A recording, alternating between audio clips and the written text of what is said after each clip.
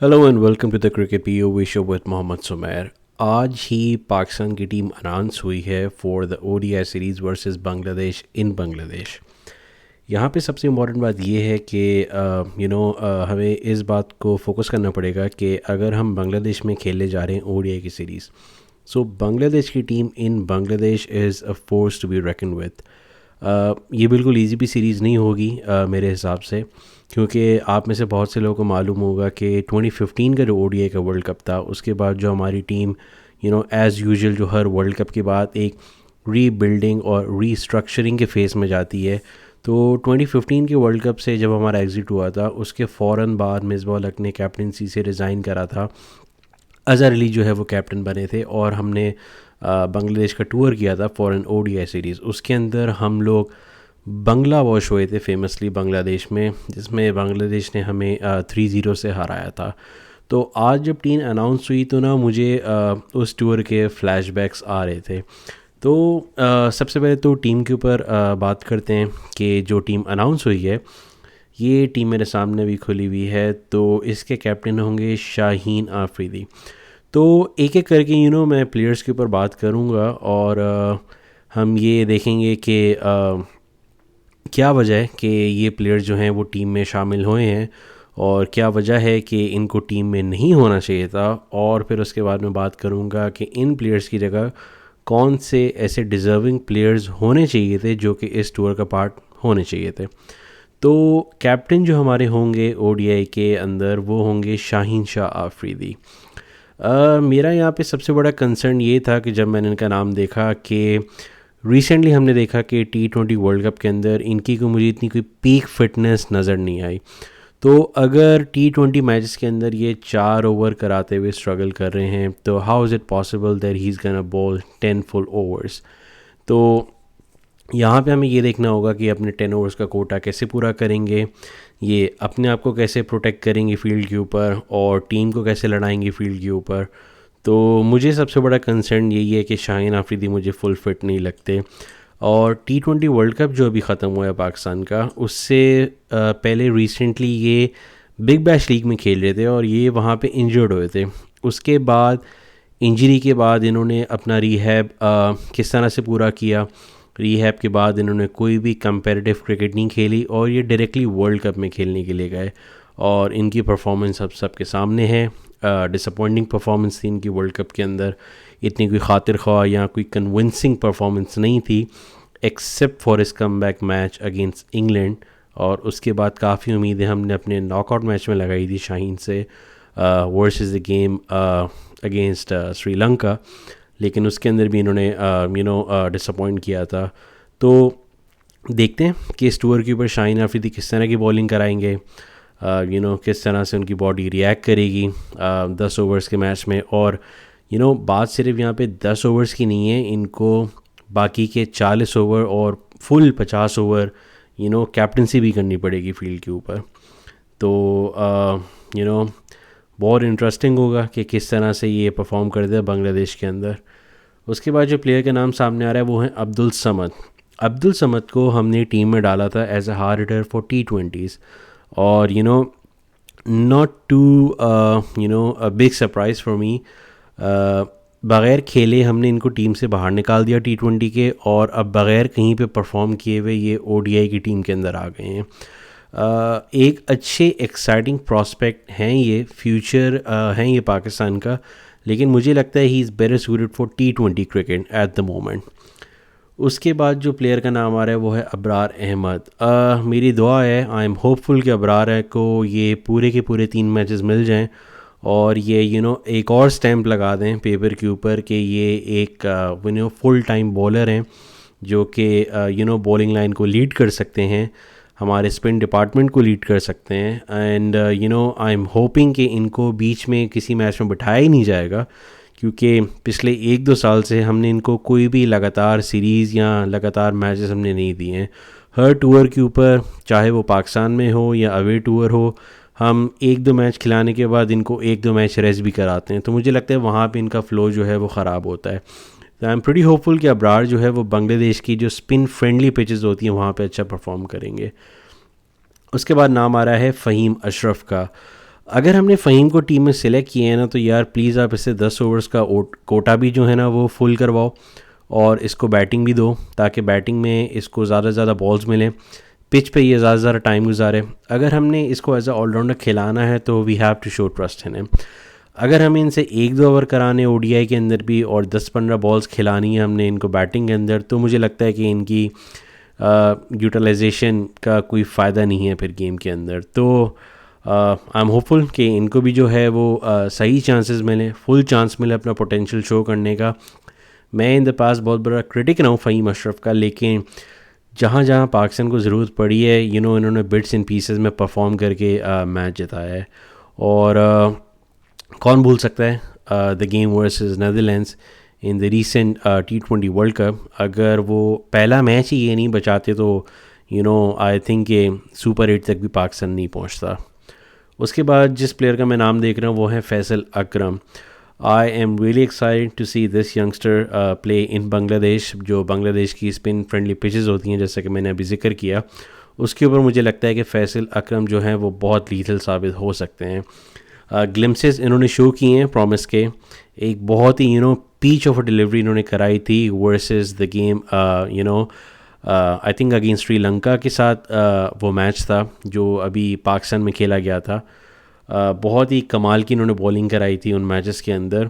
तो देखते हैं कि ये भी कैसा परफॉर्म करेंगे। मुझे लगता है कि ये बांग्लादेश के अंदर बहुत अच्छा परफॉर्म करेंगे अगर तो इनको चांसेस मिले ठीक से।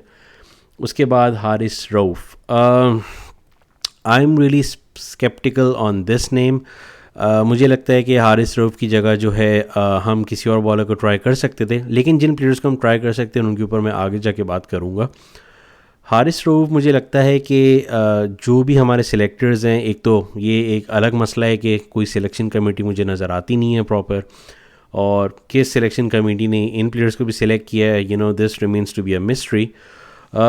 हारिस रऊफ़ मुझे लगता है कि लॉन्ग टर्म प्लानिंग की वजह से हमने इनको सेलेक्ट किया है कि जिस तरह से ये ऑस्ट्रेलिया या साउथ अफ्रीकन पिचेस के ऊपर परफॉर्म करते आए हैं, तो मुझे लगता है कि he is in the radar.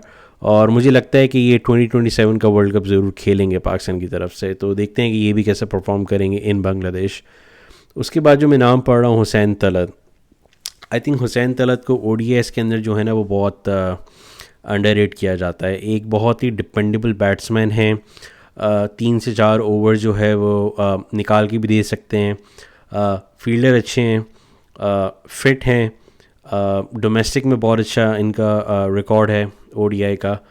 तो मुझे लगता है कि एक बहुत ही एक डिपेंडेबल बैट्समैन जो हमें मिडिल ऑर्डर में चाहिए वो हुसैन तलत वो वो रोल प्ले कर सकते हैं। उसके बाद मैं नाम देख रहा हूँ मास सद्दाकत। कमाल की परफॉर्मेंसेस रही हैं रिसेंटली। जो एशिया कप राइजिंग स्टार्स का टूर्नामेंट था, if I am taking the write name for the tournament, क्योंकि रिसेंटली इतने सारे टूर्नामेंट्स हुए हैं जिसके नाम मुझे सही तरह से याद नहीं है।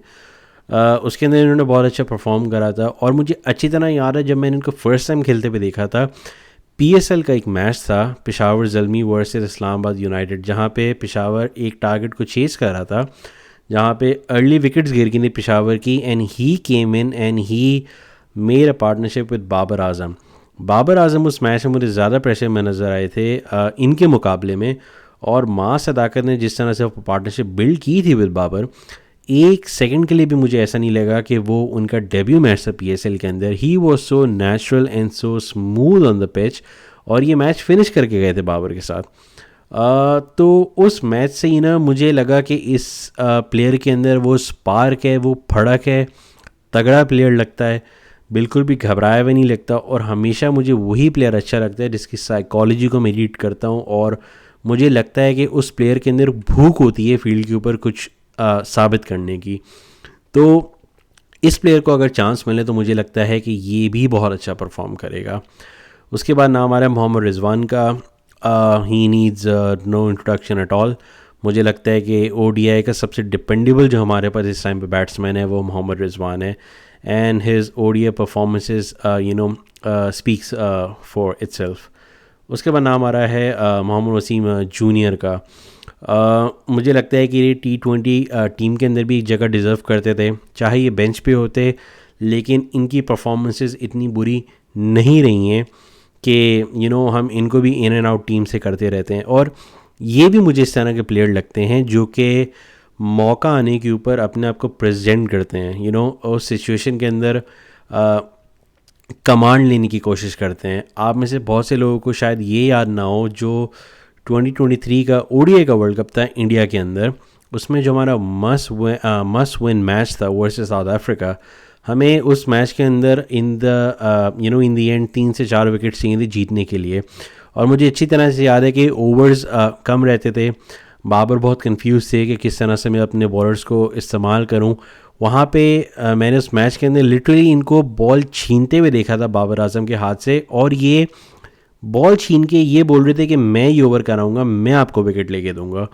तो हमें इस तरह के प्लेयर्स चाहिए टीम के अंदर जो सिचुएशन आने पे भागे नहीं, बल्कि अपने आप को प्रेजेंट करें कि वो मैच आपको जिता के देंगे. तो ये प्लेयर मुझे बहुत तगड़ा लगता है, बहुत एक स्ट्रॉन्ग कैरेक्टर मुझे इनका लगता है. And we should not forget that he has fire एक फायर आर्म है इनका. और जिस तरह से इनकी थ्रो पहुँचती हैं विकेट कीपर तक, he is a gun fielder. तो इस तरह का प्लेयर टीम में होना बहुत ज़रूरी है. उसके बाद बैकअप विकेट कीपर में मैं नाम देख रहा हूँ गाजी गौरी का. ये भी एक यंग प्रॉस्पेक्ट हैं, एक्साइटिंग प्लेयर लगते हैं. इतना कोई इनका ख़ास रिकॉर्ड अभी है नहीं, तो इनकी जगह भी मुझे लगता है कि कोई और प्लेयर हो सकता था. और जिस प्लेयर का नाम मैं आगे जाके लूँगा उसको मैं बहुत पसंद करता हूँ, और आई वाज होपिंग कि इनकी जगह वो प्लेयर होता. तो देखते हैं. मुझे नहीं लगता कि रिजवान के होते हुए गाजी गौरी को इतना चांस मिलेगा इस सीरीज़ में, लेकिन देन अगेन मैं किसी भी प्लेयर को डिस्करेज नहीं करना चाहता. ये भी फ्यूचर है पाकिस्तान का, तो लेट्स सी क्या होता है सीरीज़ के अंदर. उसके बाद मैं नाम देख रहा हूँ, एक बहुत ही एक्साइटिंग प्लेयर हैं साद मसूद. साद मसूद को मैंने 1-2 मैचेस इस्लामाबाद की तरफ से खेलते हुए देखा था PSL में. एक अच्छे लेग स्पिनर लगते हैं. बैटिंग मैंने इनकी रिसेंटली जो जूनियर टूर्नामेंट्स हैं उनके अंदर देखी थी. विनिंग शॉट मारा था इन्होंने against Bangladesh Asia cup rising stars के फाइनल में, जो कि सुपर ओवर में हमने जीता था. तो एक कॉन्फिडेंट प्लेयर मुझे लगते हैं. इनका भी इतना ज़्यादा मुझे रिकॉर्ड जो है वो मिला नहीं. शायद एक इन्होंने सिर्फ लिस्ट ए का मैच खेला हुआ है, और इनकी जगह भी मुझे लगता है कि एक और हमारा स्पिनर है वो हो सकता था. But then again I don't want to discourage him. देखते हैं अगर इनको सीरीज़ के अंदर चांस मिलता है तो ये कैसा परफॉर्म करते हैं. बाकी नाम आ रहा है, the next name is Sahibzada Farhan. So undoubtedly the most deserving candidate to be in the team. मुझे लगता है कि ये ओपन करेंगे, और T20 से ज़्यादा पर्सनली मैं इनको ODI खेलते हुए ज़्यादा देखना चाहूँगा, क्योंकि इनका थोड़ा सा स्ट्राइक रेट का मुझे इशू अभी भी लगता है T20 आइज़ के अंदर, कि ये थोड़ी ज़्यादा बॉलें लेते हैं अपने रन्स बनाने पे. तो मुझे लगता है कि इनका जो गेम है it's better suited for ODIs. हालांकि T20 में इन्होंने कमाल का परफॉर्म किया है, और गॉड नोज़ कि अगर ये भी परफॉर्म नहीं करते तो हमारा T20 वर्ल्ड कप के अंदर क्या हाल होता. उसके बाद नाम आ रहा है Salman Ali Agha. No doubt he deserves a place in the ODI team. हमें बिल्कुल भी T20 का गुस्सा जो है वो ODI की टीम में सलमान अली आगा के ऊपर नहीं निकालना चाहिए. तो आई एम प्रीटी श्योर कि रिजवान के साथ ये मिडिल ऑर्डर में होंगे टीम के अंदर. और हमेशा से मैं कहता आया हूँ कि in the last 3-4 years the most improved cricketer in the team is Salman Ali Agha. Last but not the least नाम आ रहा है शामिल हुसैन का, जो कि हमारे पाकिस्तान के एक बहुत ही फेमस जर्नलिस्ट हैं तलत हुसैन, जिनको मैं बचपन से देखता आ रहा हूँ. और Talat Hussain was one of the reasons I went into journalism, जिनकी वजह से मैंने जर्नलिज्म पिक किया था और जर्नलिज्म पढ़ा है मैंने. सो ये तो खैर पुरानी बात है, तो that's a topic for a different day. तो शामिल हुसैन का मुझे लगता है कि सीरीज़ के अंदर डेब्यू होगा, and I am really excited कि ये सीरीज़ के अंदर कैसा परफॉर्म करते हैं. पिछला कुछ 1-2 साल से काफ़ी he is been one of the top performers in Pakistani domestic cricket. तो मुझे लगता है कि सीरीज़ में इनका डेब्यू होगा, and I am pretty excited to see how he performs in the series. तो अब उन प्लेयर्स का मैं नाम लेना चाहता हूँ जिनको मुझे लगता है इस सीरीज़ में होना चाहिए था, और किस प्लेयर की जगह होना चाहिए था. अब्दुल समद की जगह मुझे लगता है कि हसन नवाज़ को टीम में होना चाहिए था. देखें, हम पाकिस्तानी क्रिकेट फैंस का स्पेशली एक मसला ये है कि हमारी बहुत ही शॉर्ट टर्म मेमोरी है। हम लोग चढ़ते सूरज को सलाम करते हैं और एक दो ख़राब मैचेस के ऊपर हम यंग प्लेयर को डिस्कार्ड कर देते हैं। आप में से बहुत से लोगों को याद होगा कि हसन नवाज़ ने अपना डेब्यू ओडीआई के अंदर वर्सेस वेस्ट इंडीज़ किया था इन वेस्ट इंडीज़, और अपने पहले ही मैच के अंदर एक मुश्किल मैच जो कि हम लोग ऑलमोस्ट हार चुके थे, इन्होंने पार्टनरशिप बनाई थी हुसैन तलत के साथ और उन्होंने वो मैच फिनिश करके पाकिस्तान को जिताया था। तो इस तरह का प्लेयर आपको टीम में चाहिए जो कि मैच फिनिश करके दे आपको। बहुत जल्दी मुझे लगता है हमने हसन नवाज़ को जिस तरह से T20I से डिस्कार्ड किया है उस तरह से हमने उनको ODI से भी डिस्कार्ड कर दिया। तो मुझे लगता है कि अब्दुल समद की जगह हसन नवाज़ को होना चाहिए था और हमें इनको एक प्रॉपर रन देना चाहिए ODIs के अंदर। इनको 10-15 मैचेस मिलने चाहिए ODIs के अंदर ताकि ये अपनी परफॉर्मेंस सबको दिखा सकें। 10-15 मैचेस के बाद अगर इनकी परफॉर्मेंस अच्छी नहीं होती तो हम इनको बिठा के समझा सकते हैं कि हम आपको डिस्कार्ड नहीं करें, आप हमारे प्लान्स में हैं, but not in the immediate future. आप वापस डोमेस्टिक में जाएं, अपने स्किल्स के ऊपर काम करें, अपनी वीकनेसेस के ऊपर काम करें और दोबारा से स्ट्रेंथन अप होकर आप टीम में वापस आ सकते हैं। और जिस तरह से हमने एक यंगस्टर जो साइमन अयूब है, हमने उसको 65+ मैचेस T20I के अंदर दे दिए, तो हम किसी और यंगस्टर को क्यों नहीं इतने सारे मैचेस दे सकते हैं। तो मुझे लगता है कि अब्दुल समद की जगह हसन नवाज़ को टीम में होना चाहिए था। उसके बाद हारिस रऊफ़ का एक एक पास्ट रिकॉर्ड तो है ODIs के अंदर, तो मुझे लगता है हारिस रऊफ़ की जगह हम ट्राई आउट कर सकते थे अहमद दानियाल को, जिन्होंने एशिया कप राइजिंग स्टार्स के अंदर बहुत अच्छा परफॉर्म किया था। लास्ट ईयर हम लोग एक T20 की सीरीज़ खेलने गए थे इन बांग्लादेश और वहाँ पे हम लोग लास्ट ओवर के अंदर मैच हार गए थे, लेकिन इन्होंने काफ़ी अच्छी बैटिंग करके कॉन्फिडेंस शो किया था और उसमें मुझे ये लगा था कि बॉलिंग के साथ साथ डेथ बॉलिंग में रिवर्स स्विंग के साथ साथ ये लेट मिडल ऑर्डर में या एज अ टेल एंडर भी एक बड़ी हिट मार के मैचेस के अंदर एक क्रूशल रन्स बना सकते हैं इन दी एंड। तो मुझे लगता है कि अहमद दानियाल को इनकी जगह पे होना चाहिए था।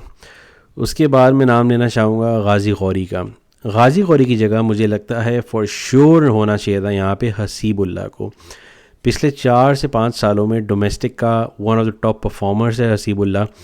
हसीबुल्ला को 2024 के अंदर हमने न्यूजीलैंड में एक सीरीज़ खेली थी, उस मैच के अंदर वो 0 पे आउट हुआ, उसके बाद हमने उसको T20I की टीम से निकाल दिया। रिसेंटली हमने इसको चांस दिया ODI के मैच के अंदर, वहाँ पे भी ये बेचारा 0 पे आउट हो गया, उसके बाद हमने इसको टोटली डिस्कार्ड कर दिया इस सीरीज़ के अंदर। क्या कसूर है हसीबुल्ला का, मैं ये बात कहना नहीं चाहता, लेकिन एक वो एक लेस पॉपुलर एरिया से आते हैं, वो बलूचिस्तान से आते हैं, क्या ये उनका कसूर है कि उनकी इतने मीडिया हाइप नहीं है, कोई इनके लिए इतनी ज़्यादा बात नहीं करता, तो क्या ये वजह है कि हसीबुल्ला को हम टीम में नहीं रखते। His performances speak for themselves. तो मुझे लगता है कि गाजी गौरी की जगह हसीबुल्ला को होना चाहिए था इस टीम के अंदर।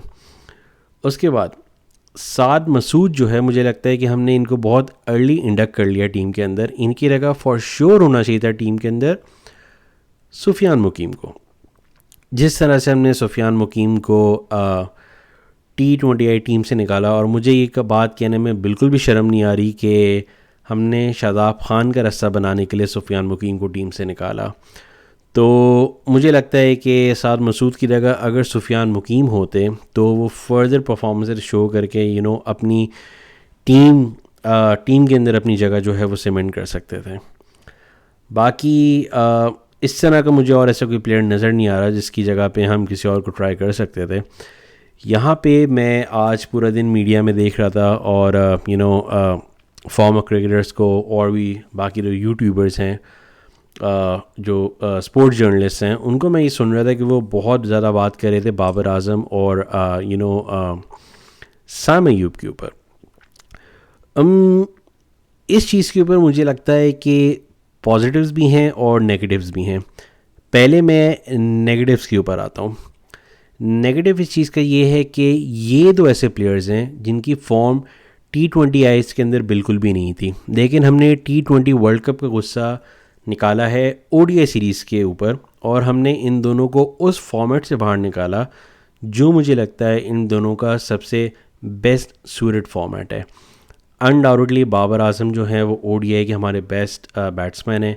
साइम का जिस तरह गेम स्टाइल है मुझे लगता है वो बेस्ट सूटेड है फॉर ओडीआईज, और साइम का जो एक लिमिटेड ओडीआई का रिकॉर्ड है बहुत अच्छा रिकॉर्ड है वो।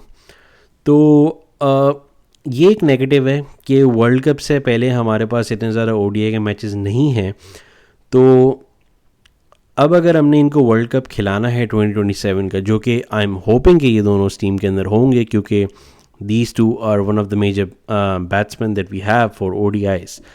तो अगर हमने अभी इनको टीम से निकाल दिए तो ऐसा कौन सा ओडीआई का आगे टूर्नामेंट आने वाला है, या ये कौन सा इस तरह का टूर्नामेंट खेलेंगे जिसमें परफॉर्मेंस शो करके टीम में वापस आएंगे।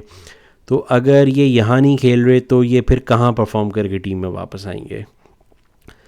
पॉजिटिव बात इसमें ये है कि मुझे लगता है कि दोनों को थोड़ा सा रियलिटी चेक मिलना चाहिए। साइम ने जिस तरह से अपने चांसेस T20s में ज़ाया किए हैं, मुझे लगता है कि सेम उसी तरह से उन्होंने ओडीआईज़ के अंदर भी अपने चांसेस ज़ाया करें।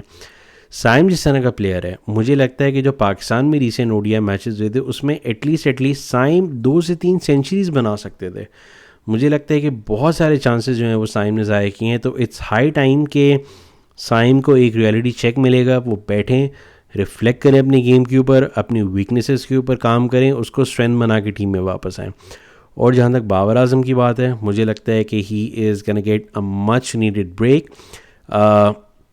रेस्ट करें, फैमिली के साथ टाइम गुजारें, घर पे बैठें, रिफ्लेक्ट करें कि उनके गेम में क्या खामी है, उन खामियों को दूर करें। And you know I am hopeful that he is gonna make a comeback in ODIs and he should.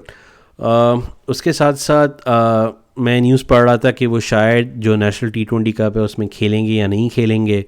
I hope कि वो उस टूर्नामेंट में खेलें। T20Is के अंदर भी जो उनकी वीकनेसेस हैं वो उसके ऊपर काम करें, और डोमेस्टिक में प्लेयर्स के साथ मिंगल अराउंड करें, और एक अच्छे रिलैक्स इन्वायरमेंट के अंदर खेल के अपनी टेक्निक के ऊपर भी वो काम कर सकते हैं और अपनी खामियों के ऊपर भी वो काम कर सकते हैं। तो आज से ठीक 7 दिन बाद within 1 week, next week जो है वो पहला ओडीआई का मैच होगा। तो देखते हैं कि टीम किस तरह परफॉर्म करेगी। स्पिनर्स का रोल बहुत क्रूशल होगा। Again Bangladesh is not gonna be a week team. Recently Bangladesh ने इंडिया को भी अपने घर में हराया है। 2015 का जो वो टूर था उसके अंदर भी बांग्लादेश ने हमें हराया था ओडीआईज़ के अंदर। तो ये इजी टूर नहीं होगा मुझे लगता है, और ये टेस्ट हो सकता है हमारे यंग प्लेयर्स का। तो देखते हैं कि ये सब किस तरह परफॉर्म करते हैं, और जब वो मैचेस होंगे तब उन मैचेस के बारे में बात करूँगा। उसके बाद आज का जो हमारा हमारा तो मैच नहीं था। आई होप पाकिस्तान होता सेमीफाइनल में। फर्स्ट सेमीफाइनल आज हुआ south Africa versus New Zealand. South Africa they lost 2 early wickets. उसके बाद मुझे लगता है कि वो रिकवर ही नहीं कर पाए। जहाँ पे डिकॉक और रिकल्टन आउट हुए उसके बाद मुझे लगता है कि साउथ अफ्रीकन बैटिंग जो है वो संभल ही नहीं सकी। उसके बाद जो है थोड़ी सी face saving down the order Marco Hansen ने करके दे दी। वो तो शुक्र है कि उन्होंने 50 रन स्कोर कर दिए, तो उनका टारगेट जो है वो 170 का टारगेट साउथ अफ्रीका ने न्यूजीलैंड को दे दिया। एक रिस्पेक्टेबल टोटल, एक समथिंग टू फाइट फॉर का टोटल जो है बोर्ड पे उन्होंने लगाया। लेकिन उसके जवाब में जिस तरह से टोटल डोमिनेशन जो शो की फिन एलन ने और टिम साइफर्ट ने, देखें ये T20 का गेम हो चुका है कि 20 या 30 समथिंग बॉल्स के ऊपर टिम साइफर्ट 50 या 60 रन के ऊपर जो थे खेल रहे थे, और कमेंटेटर्स बोल रहे थे कि he has been he is playing second fiddle to Finn Allen. तो एक प्लेयर जो कि 150 या 160 प्लस की स्ट्राइक रेट से खेल रहा है, he is second fiddle to another batsman. और हमारी टीम के अंदर अगर कोई 150 या 160 के स्ट्राइक रेट से खेल ले तो हम उसको वर्ल्ड क्लास शो करते हैं। यही बात साहिबजादा को मैं कहना चाहूँगा कि जो 150 या 160 के स्ट्राइक रेट से वो सेंचुरीज़ बना रहे हैं, अगर उन्होंने वर्ल्ड क्लास बनना है, अगर he has to become the best in the world, he has to make up a century within 180 और स्ट्राइक रेट अबव 180, ऑलमोस्ट 200 के स्ट्राइक रेट से अगर वो सेंचुरी बनाएंगे तो वो पाकिस्तान को मैच जिता सकते हैं इन द फ्यूचर। तो वहाँ पे सेमीफाइनल के मैच में आते हैं, 33 बॉल्स के ऊपर फिन एलन ने अपनी सेंचुरी कंप्लीट करी और 15 ओवर से भी पहले न्यूजीलैंड ने वन साइडेड साउथ अफ्रीका को हराया। मेरी टीम जो इस मैच के अंदर थी वो साउथ अफ्रीका थी। मुझे लगता था कि South Africa they're gonna roll over New Zealand, going to the finals and play against India, जो कि सेकंड सेमीफाइनल होने वाला है इंग्लैंड वर्सेस इंडिया का। तो उसके अंदर मुझे लगता है कि इंडिया को जो है वो होम एडवांटेज है और मुझे लगता है कि इंडिया जो है इंग्लैंड को हरा सकता है, लेकिन then again you never know, it's T20 match. T20 में 1 over can change the course of the game. कोई एक बैट्समैन, कोई एक बॉलर जो है वो गेम को चेंज कर सकता है। हालांकि कंप्लीट क्रिकेट मुझे लगता है ना तो इंडिया ने खेली है, इंडिया की बैटिंग के अंदर बहुत सारे लैप्सेस देखने को मिले हैं। बुमराह के अलावा मुझे इतना कोई डेंजरस बॉलर इंडिया का लगता नहीं है और फील्डिंग बहुत ख़राब रही है इंडिया की। On the other hand Phil Salt हो जाएं, जॉस बटलर हो जाएं, टॉम बेंटन हो जाएं, ये सब they are horribly out of form. और हैरी ब्रुक ने अगेंस्ट पाकिस्तान जो है वो इंग्लैंड को मैच जिताया था और नेपाल से ये लोग हारते हारते बचे थे। इटली ने एक टाइम पे इनको गेम में पकड़ लिया था। तो बहुत ही स्क्रैची क्रिकेट खेलते भी ये लोग सेमीफाइनल तक पहुँचे। But then again it's the semifinals और इंग्लैंड जो है वो 2022 का चैम्पियन रहे, जिसके फाइनल में उन्होंने पाकिस्तान को हराया था।